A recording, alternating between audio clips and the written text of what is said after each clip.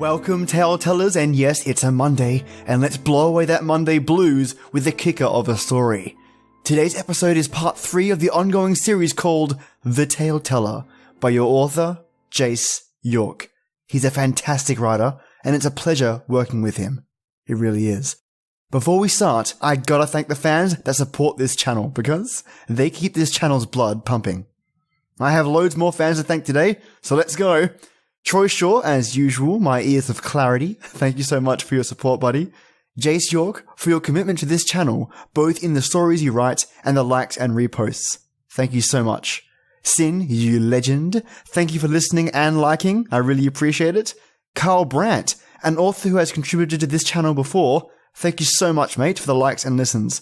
Wee Woo, no joke, that is their name, went on a listening spree. So, fantastic name and fantastic fan. The Mad Catter.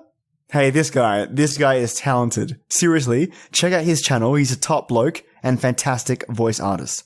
Cheers, mate. Little Barbie Girl, thank you for the follow. Samantha Ramirez, thank you for the like. Ramsey, thank you for the follow. Empty Podcast, if you want something different, trust me, check their channel out. And More Noir, thank you for the follow and likes. Okay, wow, just wow. I'm lucky to have fan support like this. So forget about Monday, forget about work, unless you're a doctor. If you ain't saving lives and have time to relax, let me aid you in the process. You relaxed? Good. Now let's get to the story. My name is the Tale Teller, and I'm here to share a tale with you. This is the tale of someone I helped become who he is today. I knew I shouldn't have stayed here, surrounded by rubble, burning buildings and dead beasts. I fell to my knees and dropped the accursed weapon in my hand.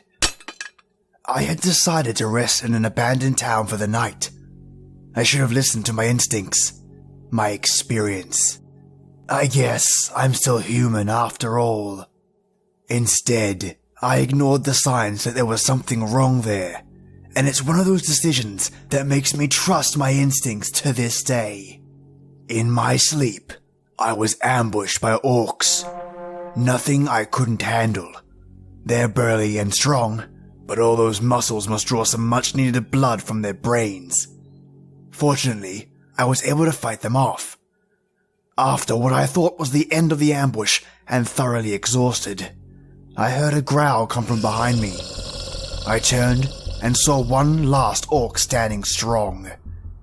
He was something different. Huge. There was no way I could take this one.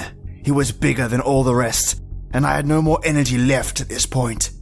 Grabbing my weapon, I tried to prop myself up to stand. A loud grunt escaped my mouth. My leg was injured pretty badly. I had a chunk missing from my thigh from when an orc bit me earlier. It was so deep I could see the bone. The orc took one step towards me before a sword was shoved through its head. When the orc fell over, he revealed a young boy standing there with a sword in his hand. Come on, I'll help you up. I'll take you to my home and you can rest. You look worse for wear. He put my arm around his neck and helped me walk all the way to where he lived. After half an hour of hopping my way through the woods, we came to the mouth of a cave and walked in. Come on, I think you'll like this place. When we walked in, there was a small gap in the back of the cave that we crawled through. And I say crawled, but who am I kidding? It was a bit of a struggle to say the least. I'm a full-grown adult with an injured leg crawling through a small dark gap, and this young boy made me feel old at how easily he slipped through. My ego aside, when we got to the other end it was worth it. The gap opened to reveal a beautifully kept cave. Natural light was coming in from a crack in the ceiling, illuminating the darkest areas with the softest of light. There was a small creek that came down from a slope and split towards the bottom to leave a small island. At the edge of that island was a tree directly touching both the water and the sunlight beaming in. A large section of the ground was either covered in moss or grass, with small amounts of rocks where there was nothing growing. There he had a small living area set up, a sleeping bag, wood for fire, and some canned food lying around. He helped me patch up my leg and laid me down on the sleeping bag before he says, If there's anything you need, just let me know. I actually have some questions. Sure. Ask me. Who are you? What's your name? And what is this place? Well, I don't have a name. I was never given one. Well, I gotta call you something. How about I just call you Kid? I like that. Kid. As the hours passed, we talked about where we came from, what we do in life, and all sorts of, how can I put this, life tales. My leg had been fixed thanks to my weapon, and since the pain was gone, I was able to sleep. When I awoke, I saw Kid up and about. He had his sword in hand, and he was swinging it left and right. What are you doing? Well, you fell asleep, so I decided to practice my sword skills. I got up, grabbed my weapon, and walked next to him. You're holding that wrong, you know. I grabbed his hand and moved them to the correct position. He swung his blade downwards, and I immediately interrupted him. Wait, I see so many things wrong. Your stance is off, and your swing has no power behind it. Let me show you. I think I can handle myself with this sword. Really? Well then, let's see what you got. Backing up about 10 feet, I struck my blade in the ground and waited. Kid charged me and swung his blade down. I moved out of the way easily and smacked him on the back of the head. That's when I noticed something. He had a scar on the back of his neck that was shaped like a question mark. I thought to myself and pondered briefly on what it could mean. I decided then to ignore this finding, but not to forget it. As I said, let me show you. Kid rubbed the back of his head and nodded. I picked up my weapon and took my stance. Kid stood up next to me and then copied my stance. 6 months passed as I took Kid under my wing, teaching him how to use his sword, how to track monsters, and about the many different monsters that exist in our world, sharing with him the stories of old and tales of my own adventures. I did notice something weird, however. About once a month, he disappeared without telling me. He'd tell me he went out to grab supplies, and he wasn't lying, but something was odd about how he'd just leave like that. One night, however, I awoke to something, dare I say, something I've experienced before. A werewolf was sniffing around the cave, and of course, I thought of Kid's safety first. I got up slowly and snuck around. Werewolves are difficult to kill, not because I don't know how to kill them, but because when they're alone, they're arguably more dangerous than when they are in a pack. In a pack, they are brutal and savage, but scare off their head and they all run. Find one alone, well, you need to convince them firsthand that you're not worth it, especially if it's desperate. Weapon in hand, I sneak around the dark part of the cave when I heard something. I stepped on a stick. Damn, I whispered. The risk of going into darker parts of an area is, well, you can't see so well. The beast turned its head and saw me. It got on all fours and the hair on its back stood upright, growling and circling me. After quickly sizing me up, it lunged at me. I spun around and kicked the beast squarely with the back of my foot. The beast landed hard on its back and began trying to get up, but I stepped on its back and got ready to put the creature to an end when I saw a question mark scar on the back of its neck. I couldn't believe it. This werewolf was Kid. He never told me, and I never saw the signs. Kid grabbed my leg and threw me.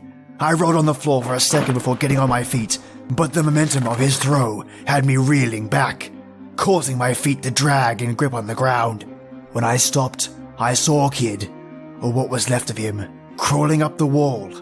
He jumped at me again. I rolled out of the way, and Kid landed and scratched at me. I moved back to avoid the blow. That's when he grabbed me and bit my shoulder.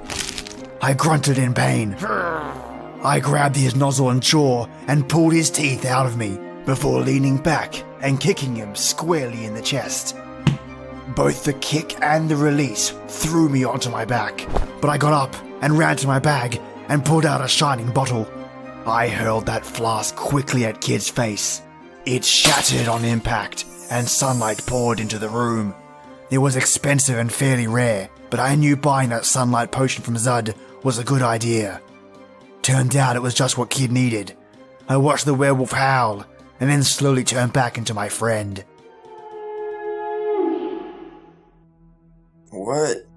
What happened? I feel like hell. I grabbed my blade and pointed it at Kid's face. Why didn't you tell me you're a werewolf? I'm sorry, Teller. I wanted to tell you, but how could I? You hunt monsters. I lowered my blade and sighed. You must be a half-blood. That's why you acted bestial instead of intelligent. Is this why you live in a cave? I choose to live in here because the only entrance, the crack on the wall, is much too small for my werewolf form to get out.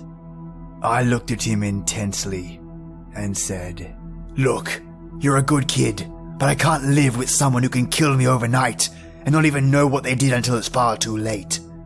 Do you understand? I understand. Look, you're still my friend, kid, and if you ever need me, you know I'll be there. I placed my hand on his shoulder. He smiled at me and I smiled back. It was the first time I truly smiled in years. I left then, crawling out of that beautiful cave, and went out into the world again, ready to live the way I used to live. But the difference is, if I need one, I'll have an ally. I'll have a friend to help me.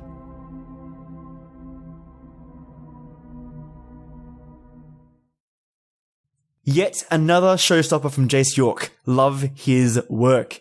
Now the Tellteller has an ally and a friend, and even a second home, if he's able to crawl, that is. Jayce has more in the works and I can't wait. So thank you so much, mate, for the story. And on that note, I have approval from loads of authors right now, and that means I'm working extra hard just for you, to get into your awesome ears. In fact, I have a YouTuber helping me out this week, and I've worked with him before. I'll keep it a surprise for now, so stay tuned. By the way, thank you so much for the iTunes reviews. They are helping immensely. If you want to support this channel, listening here is just awesome, but if you want to support authors and creative arts easily, share this podcast. That's it, really. If you know someone who loves stories, new original works, and some creepy things as well, you're helping everyone by just spreading the word. And if you're super generous, an iTunes review as well. Hey. And lastly, a special thank you to you listeners. I do this just for you, the authors, and to kill our mortal enemy during work, aka boredom. So thanks a lot, and thanks for listening. Okay, Telltellers, it's that time. This is the place where stories live, and you Telltellers come to listen. Enjoy your day or night, and join me every weekday for our creepy tradition. And as always, till next time.